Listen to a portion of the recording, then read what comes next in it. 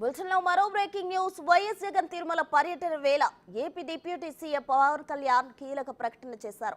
జగన్ తిరుమల యాత్రలో డిక్లరేషన్ అనేది టీటీడీ చూసుకునే ప్రక్రియ అని తెలిపారు. దీనిపై కూటమి పక్షాలు ప్రత్యేకంగా మాట్లాడాల్సిన అవసరం లేదన్నారు. వ్యక్తులను అన్య మతాలను లక్ష్యంగా చేసుకుని మాట్లాడొద్దని సూచించారు. డిక్లరేషన్ ఇస్తారా లేదా, ఆలయ సాంప్రదాయాలు మర్యాదలు నిబంధనలు పాటిస్తారా లేదా అనేది వెళ్లే వ్యక్తి విచక్షణకు వదిలేయాలన్నారు. ఈ విషయంలో వైసీపీ కోరుకునేది గొడవలేనని చెప్పారు పవన్.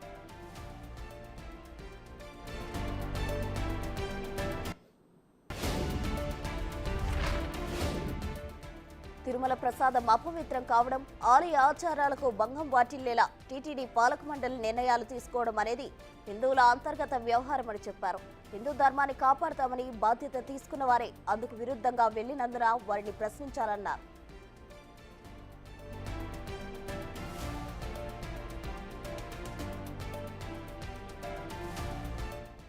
కుల మత ప్రాంతాల మధ్య చిచ్చు పెట్టాలని వైసీపీ లక్ష్యమని చెప్పారు. అందుకు నిదర్శనమే గత కోనసీమ అల్లర్ల ఘటన అని తెలిపారు. తుని కోనసీమ ఘటనలతో కులాల చిచ్చు రగిలించారని చూసిన వైసీపీ ఇప్పుడు మతం మంటలు రేపాలని చూస్తుందని అన్నారు.